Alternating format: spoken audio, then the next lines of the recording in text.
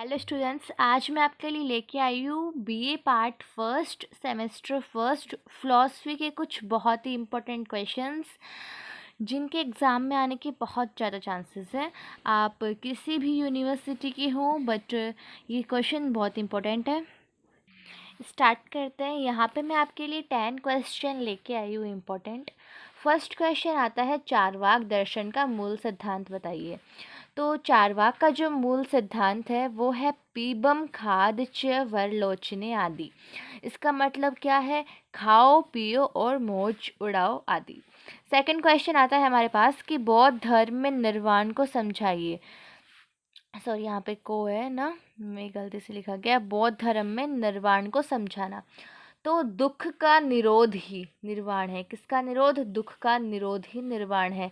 आपको पता होगा बुद्ध ने 4 आर्य सत्य दिए थे, उसमें से तीसरा था दुख निरोध। तो दुख का जो निरोध है वही निर्वाण है, यही बौद्धों का मत है। नेक्स्ट क्वेश्चन आता है हमारे पास, पंचावयम क्या है? तो प्रतिज्ञा, हेतु, उदाहरण, उपनय, निगमन। प्रतिज्ञा, राम मरणशील है।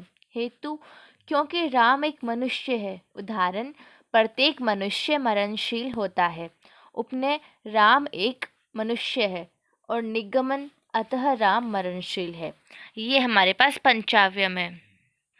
नेक्स्ट क्वेश्चन है क्वेश्चन नंबर 4, योग दर्शन में समाधि के प्रकार बताइए। तो समाधि 2 प्रकार की होती है, संप्रज्ञात समाधि और असंप्रज्ञात समाधि। संप्रज्ञात समाधि 4 प्रकार की होती है, सवितर्क, सविचार, सानंद, सस्मिता। और असंप्रज्ञात समाधि 2 प्रकार की होती है, भाव प्रत्यय और उपाय। नेक्स्ट क्वेश्चन है कि बौद्ध दर्शन में 4 आर्य सत्यों को सविस्तार समझाइए। ये क्वेश्चन इम्पोर्टेंट है और ये बड़ा क्वेश्चन आ सकता है, सविस्तार छोटा क्वेश्चन भी आ सकता है। 4 आर्य सत्य बताइए। तो बौद्ध दर्शन में 4 आर्य सत्य हैं, सर्वत दुखम, दुख समुदय, दुख निरोध, दुख निरोध के मार्ग। और ये क्वेश्चन बड़ा है, इसमें पूछ रहा है सविस्तार समझाइए। तो बुद्ध ने दुख के कारण का पता लगाने के लिए द्वादश निदान या भवचक्र का निर्माण किया था। अब इसमें सबसे पहले है शर्वत दुखम। तो बुद्ध होने से पूर्व सिद्धार्थ ने रोग, जरा, मरण के दुखमय दृश्यों को देखा तो उनका मन विचलित हो गया था। जब उन्होंने बुद्धत्व प्राप्त कर लिया तब वे इस निष्कर्ष पर पहुंचे कि समस्त प्राणियों का जीवन दुखमय है। आपको पता है कि जब महात्मा बुद्ध जो सिद्धार्थ थे, वो राज्याभिषेक होने से पहले, यानी कि वो एक राजा के पुत्र थे और वो एक बार भ्रमण पर निकले थे, तो उन्होंने उस टाइम 4 दृश्य देखे थे ऐसे, जिन्हें देखकर उन्हें यह महसूस हुआ कि यह संसार सारा दुखमय है।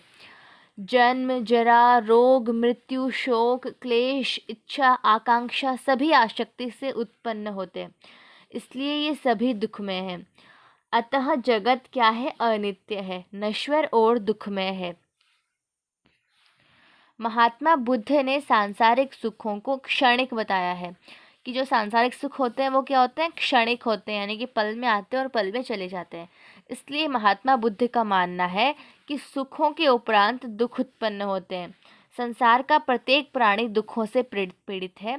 महात्मा बुद्ध ने कहा कि संसार के दुखियों ने इतने आंसू बहाए हैं कि जितना महासागर में भी पानी नहीं है। इसका तात्पर्य क्या है कि जगत का प्रत्येक प्राणी किसी न किसी दुख से पीड़ित अवश्य है, चाहे शारीरिक दुख हो या मानसिक दुख हो। अगला है दुख समुदय, यानी कि दुख का कारण। समुदय का मतलब क्या है? कारण। दुख का कारण अर्थात प्रत्येक दुख का कोई न कोई कारण अवश्य होता है। बुद्ध ने प्रतीत्य समुत्पाद के द्वारा दुख के कारण को जानने का प्रयास किया है। किसके द्वारा किया है? प्रतीत्य समुत्पाद, जिसके अनुसार जगत का कोई भी विषय बिना कारण के नहीं है। प्रतीत्य समुत्पाद के अनुसार क्या है कि बुद्ध ने द्वादश निदान को दुख के कारणों के स्वरूप में माना है। इसे भावचक्र या संसार चक्र भी कहा जाता है, जो भूत, वर्तमान, भविष्य जीवन में व्याप्त है। यह द्वादश निदान कौन कौन से हैं? तो जरा, मरण, जाति, भव, उपादान, तृष्णा, वेदना, स्पर्श, षडायत्न, नाम रूप, विज्ञान, संस्कार, अविद्या या फिर अज्ञान। ये हमारे पास 12 चक्र है, द्वादश निदान है, भवचक्र जिन्हें हम बोलते हैं, संसार चक्र भी बोलते हैं, ये दुख के कारण है। आगे आता है दुख निरोध। समस्त दुखों के कारणों का अंत हो जाना ही दुख निरोध कहलाता है। दुख निरोध बुद्ध के निर्वाण का है। निर्वाण को परिभाषा में निष्वान कहा गया है, जो भारतीय दर्शन में मोक्ष का समानार्थक शब्द है। निर्वाण शब्द के अर्थ के संबंध में दो मत हैं, एक है निषेधात्मक, एक है भावात्मक। निषेधात्मक क्या है? तो इस मत के समर्थकों में निर्वाण का अर्थ किससे लिया है? बुझा हुआ से लिया है। यानी कि ये जीवन या आत्मा का अंत बुझना नहीं है, अपितु समस्त दुखों का अंत का संकेत है। इन्होंने निर्वाण की तुलना किससे की है? दीपक के बुझ जाने से की है। यानी कि दीपक के बुझ जाने से उसके प्रकाश का अंत हो जाता है। उसी प्रकार निर्वाण प्राप्त करने के बाद व्यक्ति के समस्त दुख मिट जाते हैं। भावात्मक। इस मत के अनुयायियों ने निर्वाण का अर्थ किससे लिया है? शीतलता से लिया है। बौद्ध दर्शन में वासना, क्रोध, मोह, मान, भ्रम इत्यादि को अग्नि के तुल्य माना गया है। निर्वाण से अभिप्राय क्या है? वासना एवं दुख रूपी अग्नि का ठंडा हो जाना। निर्वाण की प्राप्ति इस जीवन में भी संभव है यदि मनुष्य अष्टांग मार्ग का पालन कर शील, समाधि और प्रज्ञा में आस्था रखकर अपने आचरण को शुद्ध करे और समस्त राग, द्वेष, लोभ, लालच, मोह, माया, काम, क्रोध पर विजय प्राप्त करे तो दुखों की जननी कौन तृष्णा का नाश हो जाता है या हो सकता है और व्यक्ति के शरीर के रहते हुए मुक्ति संभव है। निर्वाण प्राप्त करने के मुख्य रूप से कितने लाभ हैं? 3 लाभ हैं, वो देखते हैं एक बार। तो इसमें समस्त दुखों का अंत हो जाता है, इसमें पुनर्जन्म की संभावना का अंत हो जाता है, शेष जीवन शांति से बीतता है। अगला है दुख निरोध के मार्ग। दुख निरोध के मार्ग आते सबसे पहले आता है अष्टांगिक मार्ग। कौन से हैं? सम्यक दृष्टि, सम्यक संकल्प, सम्यक वाक, सम्यक कर्म, सम्यक आजीविका, सम्यक व्यायाम, सम्यक स्मृति, सम्यक समाधि। बुद्ध ने चतुर्थ आर्य सत्य में दुख की अवस्था को अपनाने के लिए मार्ग की चर्चा की है।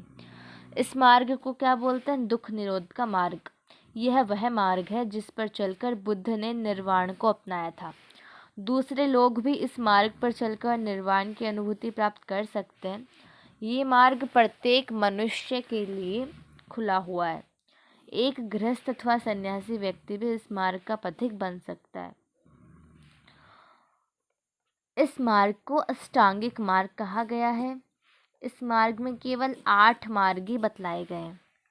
वो 8 मार्ग स्टार्टिंग में हमने देखा था, सम्यक दृष्टि, सम्यक संकल्प, सम्यक वाक, कर्म, सम्यक आजीविका, सम्यक व्यायाम, सम्यक स्मृति, सम्यक समाधि। तो सबसे पहले आता है सम्यक दृष्टि। बुद्ध ने दुख का मूल कारण अविद्या को माना है। अविद्या के फल स्वरूप मिथ्या दृष्टि का प्रादुर्भाव होता है। मिथ्या दृष्टि के कारण अवास्तविक वस्तु को वास्तविक समझा जाता है। जो आत्मा नहीं है अर्थात अनात्म को आत्मा माना जाता है। मिथ्या दृष्टि से प्रभावित होकर मनुष्य नश्वर जगत को अविनाशी तथा दुखमय अनुभूतियों को सुखमय समझता है। मिथ्या दृष्टि का अंत किससे संभव है? सम्यक दृष्टि से ही संभव है। वस्तुओं के यथार्थ स्वरूप को समझना ही क्या है? सम्यक दृष्टि है। अगला है सम्यक संकल्प। बुद्ध ने 4 आर्य सत्यों को जीवन में पालन करने का निश्चय ही सम्यक संकल्प है। अर्थात जो अशुभ है उसे न करने का संकल्प ही क्या है? सम्यक संकल्प है। इसमें प्यार और परोपकार की भावना निहित होती है। अगला है सम्यक वाक। कोई भी व्यक्ति सम्यक वाक का पालन तभी कर सकता है जब वह निरंतर सत्य एवं प्रिय बोलता है। केवल सत्य वचनों का प्रयोग ही सम्यक वाक नहीं है। जिस वचन से दूसरों को कष्ट हो उसका परित्याग करना ही क्या है? सम्यक वाक है। सम्यक कर्म। सम्यक कर्म का अर्थ क्या है? बुरे कर्मों का परित्याग। बुद्ध के अनुसार बुरे कर्म 3 प्रकार के होते हैं: हिंसा, चोरी करना, इंद्रियों का भोग करना। तो सम्यक कर्म इन तीनों कर्मों के प्रतिभूत होता है। अगला है सम्यक आजीविका। सम्यक आजीविका का अर्थ क्या होता है? ईमानदारी से जीविकोपार्जन करना, यानी कि जीवन निर्वाह का ढंग उचित होना चाहिए। कटु एवं बुरे कर्मों के त्याग के साथ ही जीवन निर्वाह के लिए अशुभ मार्ग का परित्याग करना अनिवार्य है। धोखा देना, रिश्वत, लूट, अत्याचार, ये सब क्या है? अशुभ उपाय हैं। इन उपायों से जीवन निर्वाह करना क्या है? महापाप है। अगला है सम्यक व्यायाम।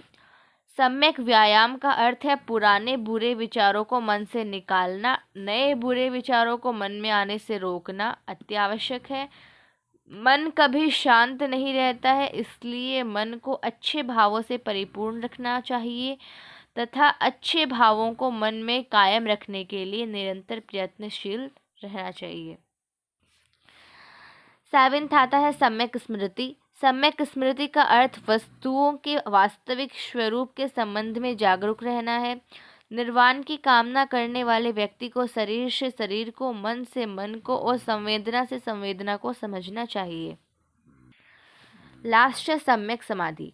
उपयुक्त 7 नियमों के अनुसार चलकर जो मनुष्य अपनी बुरी चित्तवृत्तियों को दूर कर लेता है वह किसमें आता है? सम्यक समाधि में प्रविष्ट होने के योग्य हो जाता है और निर्वाण को प्राप्त कर लेता है।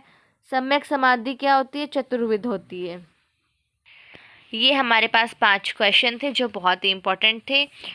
ऐसे और इम्पोर्टेंट क्वेश्चंस के लिए आप चैनल को सब्सक्राइब कर सकते हैं, वीडियो को लाइक कर सकते हैं और मुझे कमेंट भी कर सकते हैं। All the very best.